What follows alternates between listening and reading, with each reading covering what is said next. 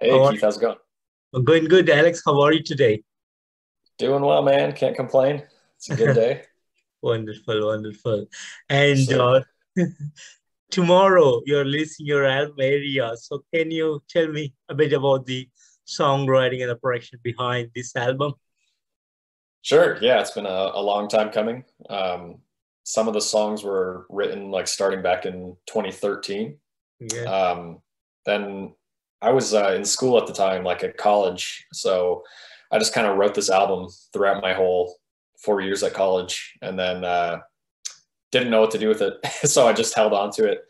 Um, And then last year I put out another album called Shadow Burn and yeah. kind of got a bit more uh, action happening with the project. So I just figured time to record another one. So I went back to this album and decided to make that the next release.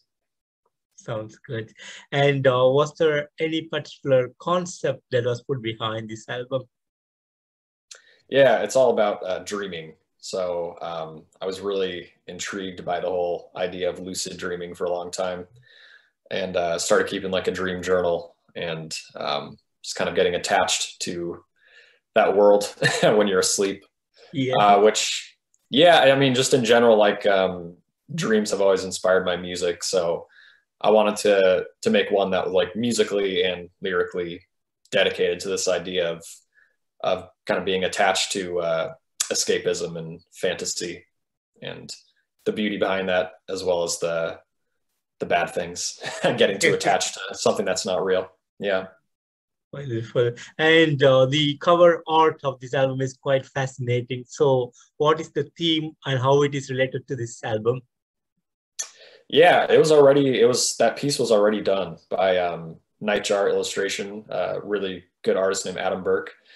And I just saw that picture, and to me, that was just perfect because it's all about becoming obsessed with this Yeah. character that appears in dreams. So my idea was that the woman on the front could be the woman Arya, and then inside of her head, that's like the dream world where everything's taking place. Amazing, amazing. And since the album is going to be out tomorrow, what would be the plans on the release day party or something you're having plans for that? Yeah, I don't know. Probably will be a pretty small party, just me and my girlfriend listening to it or something.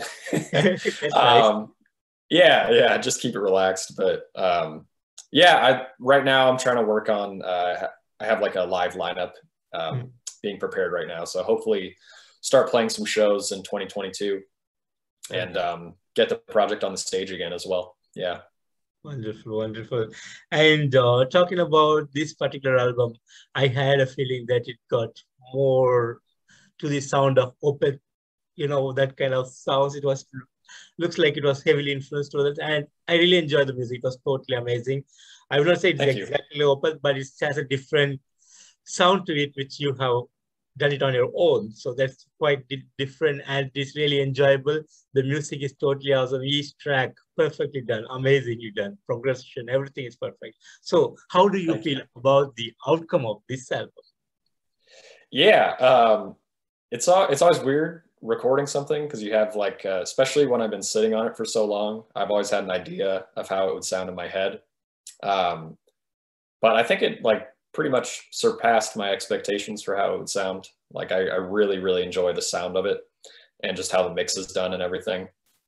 Um, so I'm pleased with it. And yeah, you brought up Opeth. Opeth's a massive influence. So this album is a bit more Opethian, I would say.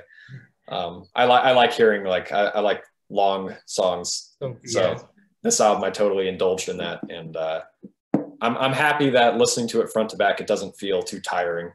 Yeah. Like sometimes I have, make something long and epic, and it's cool in theory, but then when you listen to it, it's like can be kind of exhausting. But I think this album goes by pretty quick, so I'm happy with it.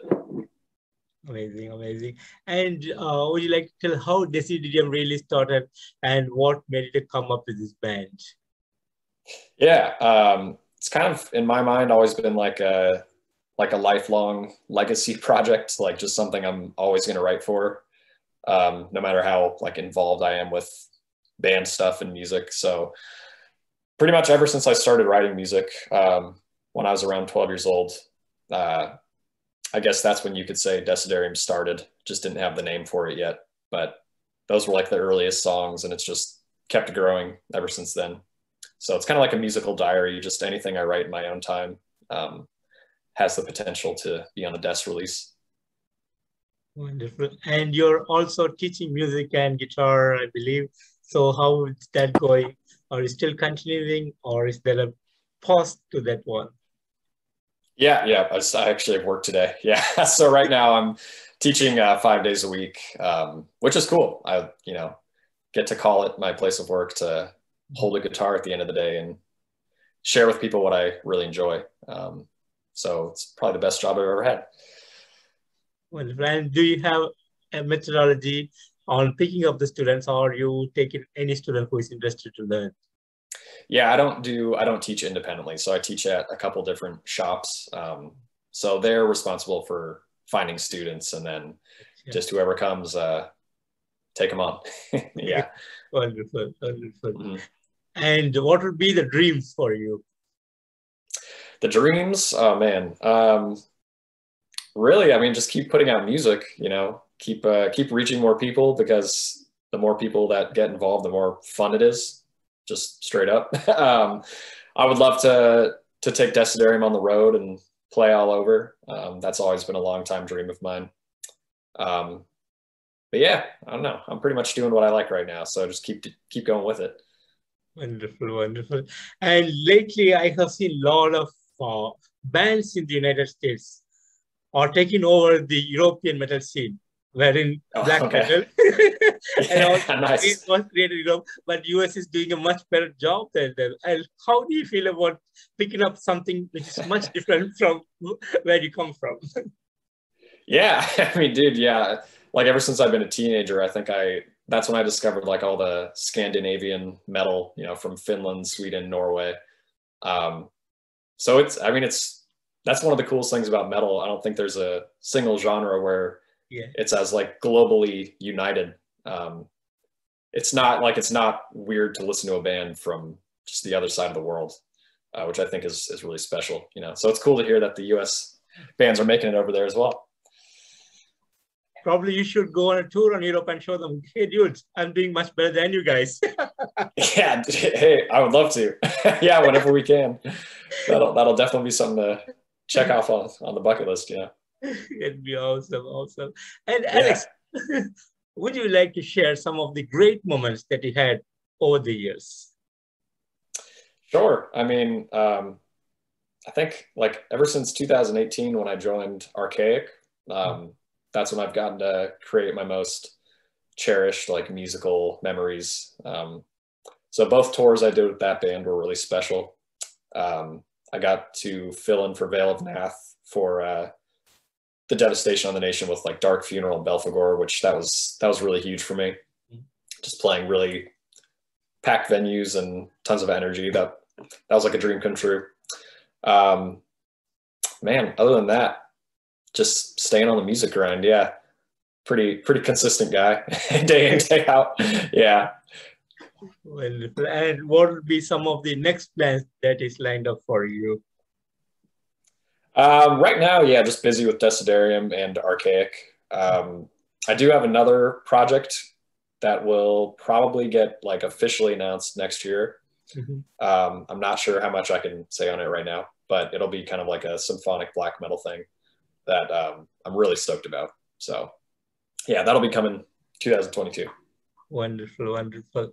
And in the future, do you have somebody on your mind that you want to collaborate with? Oh man. I haven't even thought about that too much. I guess one guy like maybe would be cool to work with, especially if I were to ever get like a full band and could record these albums as a full live setup. Colin Marston from like Kralis and plays bass for Gorguts. Yeah, he mixes a lot of albums down in New York, and I'm like a fan of pretty much everything he puts out and just his whole production style.